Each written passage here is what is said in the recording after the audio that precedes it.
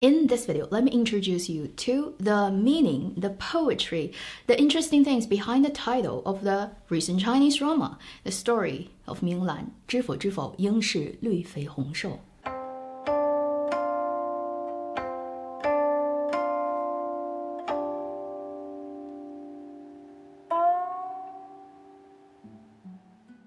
Hi, you're watching Avenue X, where a junkie on good storytelling shares their thoughts, knowledge, and occasional weird ideas on stories and how they're told. 知否知否 has aired past episodes 30, and it has certainly gotten much more interesting, less draggy, and there's more conflict, more stuff going on in the story. So I'm actually following it very closely every day. But today I want to take the opportunity to introduce you to the meaning behind its original title in Chinese. 知否知否, as we know, is based on an existing web novel. So the novel actually used a line from one of the most famous poems written in Song Dynasty. First, let me recite this poem to you. It's a very short one. 昨夜雨疏风骤，浓睡不消残酒。试问卷帘人，却道海棠依旧。知否知否，应是绿肥红瘦。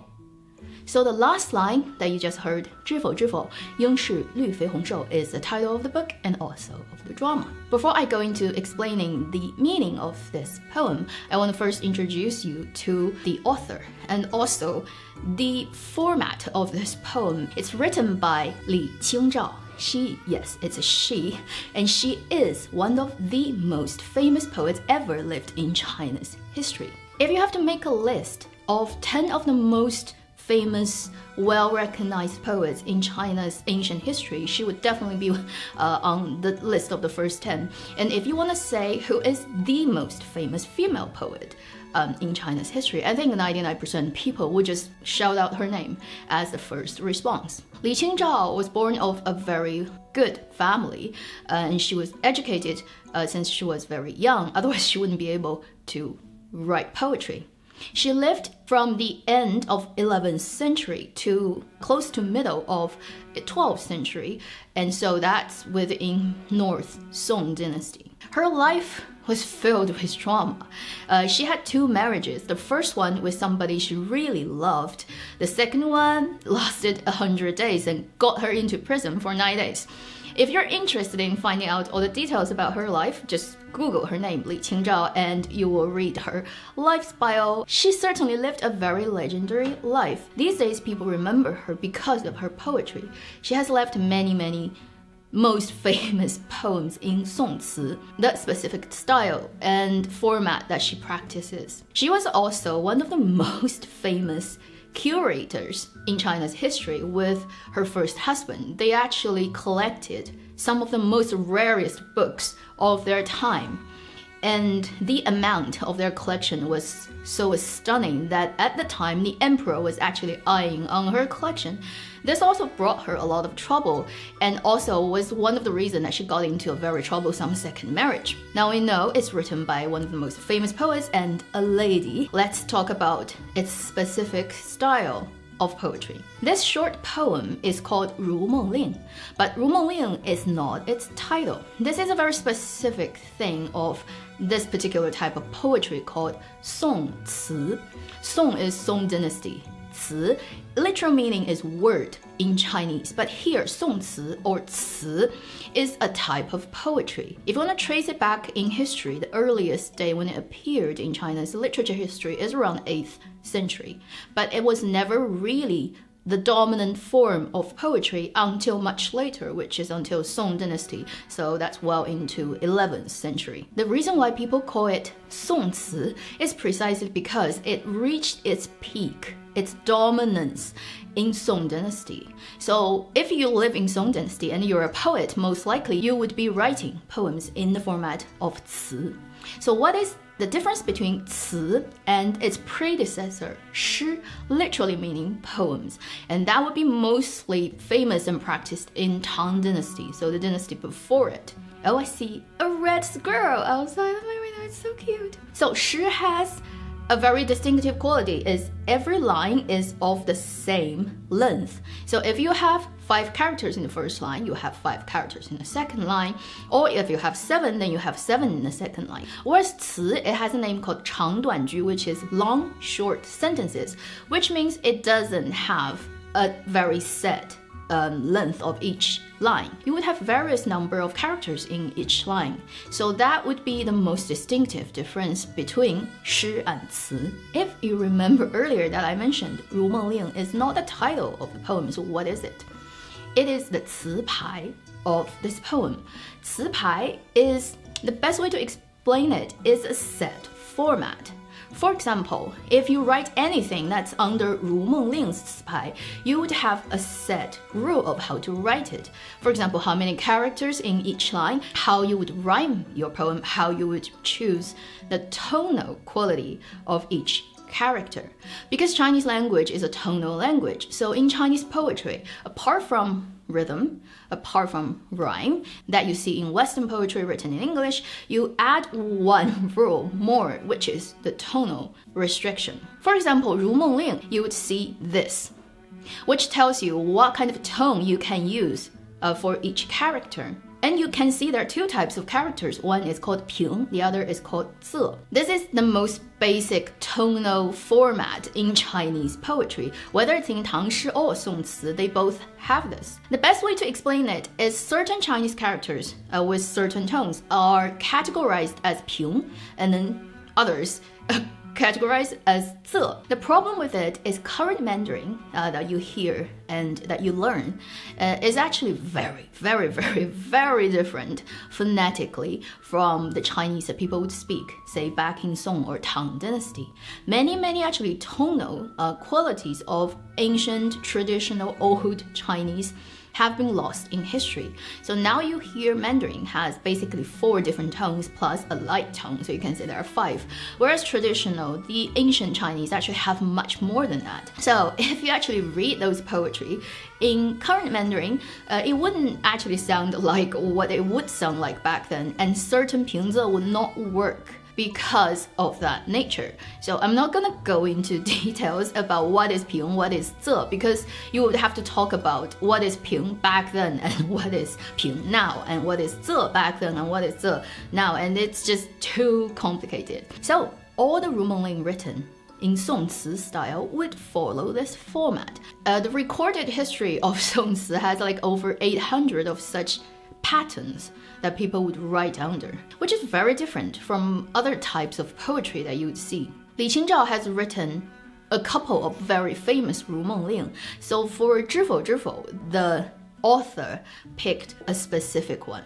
So in China, when you want to mention Li Qingzhao, she writes 如梦令, you have to add the first line of the poem to say which 如梦令 that you are referring to. So you would say 如梦令昨夜雨疏风骤. That's how you would call it. Now let's get into explaining the poem itself and probably guessing why the original author would use this poem as the title of the book. So the first line, 昨夜雨疏风骤. 昨夜 last night. 昨 means yesterday, 夜 means night. 雨疏风骤, 雨 rain. 疏 something that is sparse, scattered.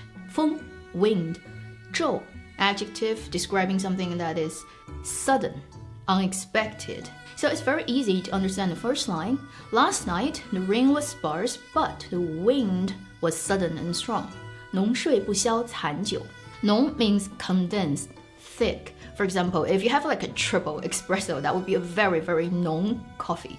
睡 sleep. 不消 not canceling. So 不 means not. 消 cancel something or reduce the effect of something.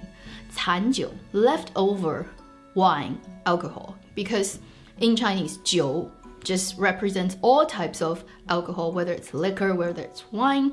So the best way to understand the second line is the poet has slept soundly, but it's still not enough to canceling out the wine's effect. So she wakes up hangover. Now historically, Li Qingzhao is a addict to alcohol. It's true, because in so many of her poems, she writes about how drunk she gets. She loves drinking. And if you have the sort of impression of traditional Chinese women are all timid and, like very domesticated, it depends on which dynasty you're talking about. And Li Qingzhao is very famous, recorded in history as a person who is just in love with wine. 试问卷帘人，却道海棠依旧. The first part, 试问卷帘人. 试 means test, 问 means ask. So instead of just saying ask directly, 试问, you have the feeling of this person is testing the person that she's asking. She kind of already has an answer in her head, but she is testing, or she is trying to see what the other person is going to respond. 卷帘人, 卷, curl something, and 卷帘, 帘 is screen or curtain, probably a type of curtain that rolls up and down. And 人 is people, person. So the person who is turning up the screen, most likely her maid, because she definitely has maid in her life. So when she wakes up, she asks the maid who is pulling up or rolling up the screen, 却道海棠依旧. Now, very interesting, it doesn't go directly to what she asks. So what is the question? It's omitted in the poem. It directly gives you the person's answer, but through the answer, you can guess what is the question. So the second line literally is that person answers, the crabapple flower is as usual. 却 is but. It means a turn in the sentence. And we're gonna come back to this character because it's one of the best written characters in the whole poem. 道 means say something, give a speech, talk. 海棠, crabapple. 依旧 is as before, as the old, as what it used to be. But she answers, the crabapples is as usual. Now, in between the two lines was the question from Li Qingzhao. She probably asked, last night was really bad. How is the crabapple in the courtyard doing? Is the flower still there? So the 却道 is but the person answers, which means Li Qingzhao is not expecting the maid to answer like that. She is expecting the person to tell her the flowers have fallen. But the maid answers, it's still as before. Now it goes to the last long line and it's broken in three parts, which is 知否知否应是绿肥红瘦. So here Li Qingzhao is like, oh, you didn't actually go and look at the flower. You're just guessing. Because of what happened last night, there's no way that flowers are not destroyed. 知否知否, 知 no. 否 meaning no. So 知否知否 is do you know? Do you know? Basically, it is the poet feeling a bit frustrated to the maid and say, oh, you just don't know, you don't know. And then 应是绿肥红瘦 should, 应是 is, should be 绿肥红瘦. 绿 green, 红 red. 绿肥 肥 is adjective that means fat. And 瘦 is an adjective on the other side, which means thin or skinny. So what she meant is, don't you know, it should be the green is plump and the red is thinning. So what it means is the leaves are growing very vibrantly, but the flowers are becoming less and less. So in this very short poem, it's more like taking a photo with language of a moment of this poet's life during the time she wakes up in the morning after yesterday getting very drunk and remembering there was a really big storm and asking the maid, is the flower still doing well in the courtyard? But it has some very interesting quality. For example, 绿肥红瘦 is a very interesting way of using adjective 肥 and 瘦, fat and thin, to describe leaves and flowers. This is not the usual adjective you'd use in Chinese to describe leaves and flowers. And I think in poetry, especially in Chinese poetry, often you can create very fresh impressions, imageries, very different ways of looking at things by pairing noun and adjectives that don't actually usually go together, and it gives you that instant fresh perspective of things. And I think also there's a layer of meaning, or not necessarily meaning, but the feeling that the poem tries to generate is the sense of a little bit sadness about flowers dying at the end of the spring. This type of poem that describes domestic life, especially women's life, as you would watch in a story of Minglan, of their life. They have very narrow roads to walk, and when poets usually in Chinese culture write about sad, melancholy look on youth and on the female sex as a gender of the difficulties they go through in life and the very short period of time that they can enjoy in their relative freedom until they get married, and then the society is very restrictive to women. So usually when you read this type of poetry, it has that very melancholy undertone about life is short, youth is short, good time is short, and there's very little you can do as a flower against the wind, the nature, the society. So this actually really fits into the book of 知否知否. If you've read it, you definitely know it's just talking about domestic lives and how really difficult it is for women to live a good life in ancient China. And it's a good thing that the drama, when they adapted the book, didn't change this title. Also, because Li Qingzhao is very famous of writing the particular style of songs, which is called 婉约派.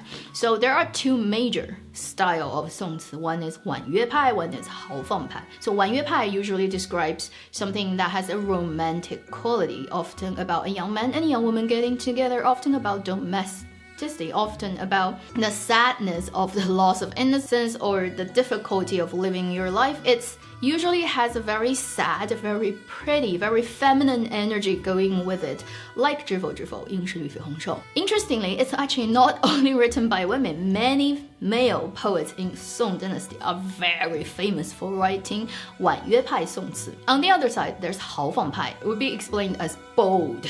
So usually it describes wars. It describes a man's life, masculine energy, going out, fight for their country, or revenge, or riding a horse to the end of the world and drinking wine under moonlight, that type of energy.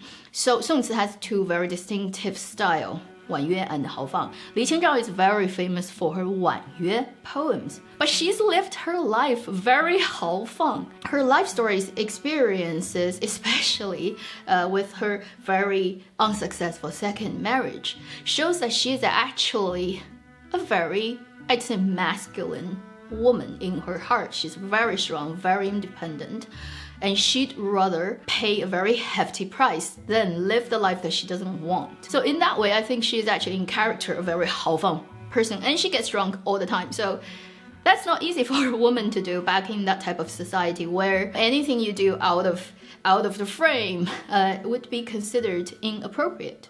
That is my introduction to the title of Story of Minglan in Chinese.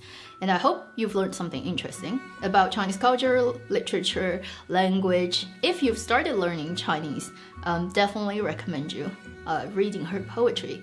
It wouldn't be easy, but it would be very interesting. And if you haven't started, and one day in the future you're actually learning it, and you want to know more about poems, definitely remember to check out Li Qingzhao's poetry. And there are a couple of her poems that every Chinese person who has gone through school will be able to recite. Thank you for watching Avenue X. I'll see you in my next video. Meanwhile, live long and happy drama watching.